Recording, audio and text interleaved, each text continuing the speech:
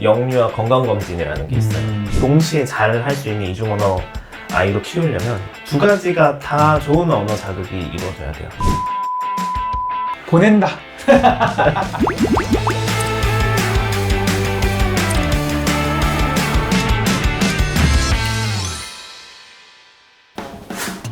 발달하면? 도우리 수학과 안녕하세요. 도우리 수학과의 도쌤입니다. 우쌤입니다.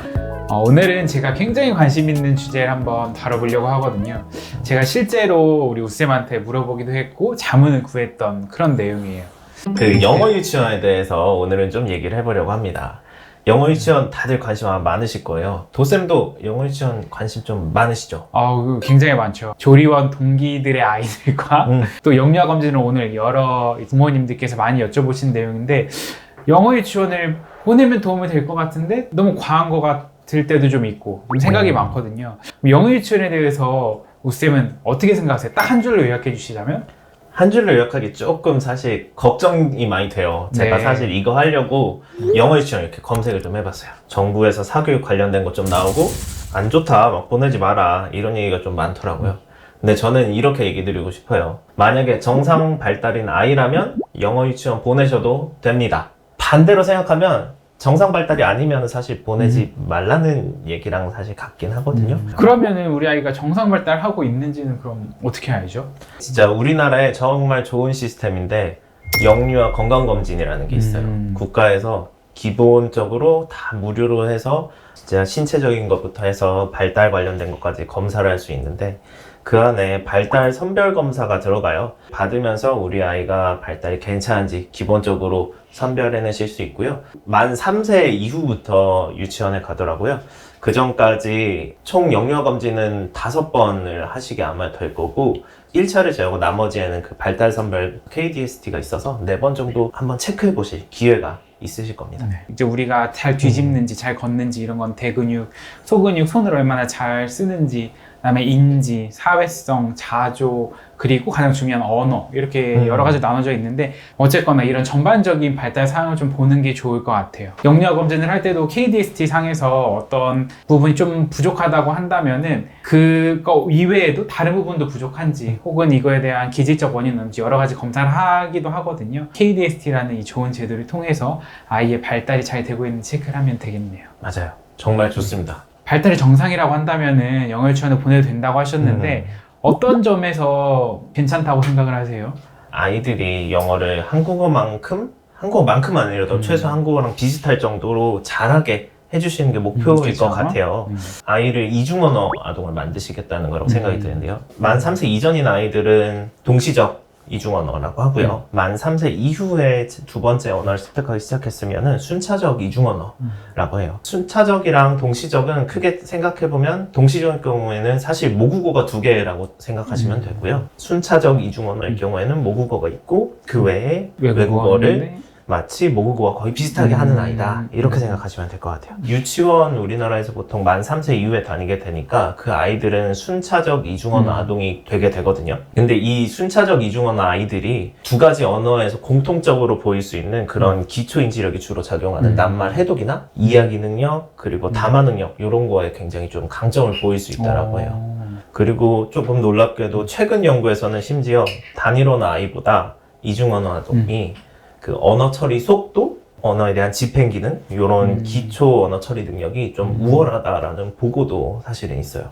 그러면 당연히 장점도 있지만 단점도 없을 수는 없잖아요. 그럼 영어 유치원의 단점은 어떤 게 있죠? 두 언어의 공통적인 점에서는 오히려 강점이 될 수 있다고 말씀드렸는데요. 이제 차이점, 고유적인 특성이 작용하는 어휘나 발음, 문법 이런 거에 대해서는 단일 언어 아동에 비해서 이중 언어 아동이 조금 약점이 될 수가 있어요. 예를 들어서 미국으로 조기에 이민 간 아이들이 미국에서 그 사회의 주류 언어가 영어가 되다 보니까 영어 습득이 되게 빨라지고 영어 능력은 뛰어나지는데 한국어 능력이 오히려 떨어지게 되는 현상을 보이는 경우가 있어요.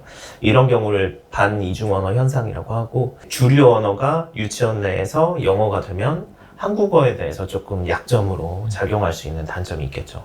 집에서는 한국어, 영어 유치원이나 이런 데 가서는 또 영어를 쓰는 게 아이한테는 좀 도움이 될 수도 있겠네요. 2가지를 동시에 잘 할 수 있는 이중언어 아이로 키우려면 2가지가 다 좋은 언어 자극이 이루어져야 돼요. 좋은 양과 좋은 질. 당연히 빨리 조기에 영어에 노출되는 것이 결국에는 영어가 유창해지고 영어 습득에는 도움이 된다라는 건 사실 부정할 수는 없긴 하죠. 하지만 그게 영어 유치원이 좋다라는 걸 의미한다고 하긴 좀 힘들어요. 절대적 이유가 될 수는 없다. 네. 그리고 또 한 가지 많이 얘기하시는 게 결정적 시기 가설에 대한 것들이 있어요. 외국어를 습득하는데 결정적인 시기가 있어서 그걸 놓치면 안 된다. 그래서 네. 영어 유치원을 다니는 것이 좋고 영어 유치원에 다녀야 된다. 사실은 이 제2 언어를 모국어와 비슷한 수준으로 습득하기 위한 결정적 시기는 가설이에요. 그래서 연구들은 너무나도 많고요. 그 연구에 따라서 어떤 연구는 그 결정적 시기를 4살, 만 4세부터 뒤늦게는 사춘기 직전까지인 뭐 13에서 14세까지로 굉장히 다양하게 되어 있어서 이 결정적 시기 가설을 가지고 영어 유치원에 다녀야 된다 이런 얘기를 하는 거는 조금은 힘들 것 같아요. 그러면 오늘 사실 여러 가지 이야기를 했거든요. 조금 정리를 한번 해보면은 어떻게 결론이 날까요? 사실 결론은 앞에서 말씀드린 거랑 똑같은데 네. 정상 발달 아동의 경우에는 영어 유치원에 보내도 괜찮다 라고 말씀을 드리고 싶어요. 핵심 요약. 네, 이게 핵심이고 지금까지 우리가 영어 유치원이라고 그 얘기를 했는데 그 유아교육법에 의해서 인가된 기관은 아니고요. 운영되고 있는 영어 유치원 대부분 영어학원 유치부라고 사실 생각하시면 될 것 같아요. 그래서 그런 법적인 테두리에서 규제되거나 그런 게 조금 적어서 선택하실 때 조금 고려하셨으면 좋겠고요. 아이가 아까 말씀하셨듯이 받을 수 있는 스트레스 이런 것들도 좀 주의하셔서 결정하셨으면 좋겠어요. 특히 한국어, 모국어 발달에는 조금은 약점이 될 수도 있다라는 것을 알고 계셨으면 좋겠고 중요한 건 아까 말씀드린 정상 발달. 정상 발달이 아닌 아이라면 오히려 영어 유치원에 가면 또 독이 될 수 있겠죠. 그래서 반드시 아이가 정상 발달인 거 확인하시고요. 오늘은 그래서 오늘 영어 유치원에 대해서 한번 알아봤는데요. 제가 굉장히 궁금했던 주제이기 때문에 이 유튜브를 찍기 전에도 이미 여러 번 물어봤었고 제가 실제로 뭐 연구 자료도 찾아보고 막 그랬었던 내용이거든요. 그래서 많은 분들한테 오늘 도움이 됐을 거라 생각합니다. 네, 도움이 되셨으면 좋겠습니다. 너무 장황하게 얘기하지 않았나? 걱정돼요. 그래도 이제 한 줄 요약은 정상 발달이면 보내도 좋다. 그렇죠. 네. 그게 중요합니다. 네, 그게 중요한 것 같습니다. 선생님은 보낸다 안 보낸다? 지금까지는 우리 아들이 정상 발달하고 있거든요. 보낸다. 오늘은 여기까지 하도록 하겠습니다. 도움이 되셨다면 구독과 좋아요 부탁합니다. 네, 안녕. 안녕.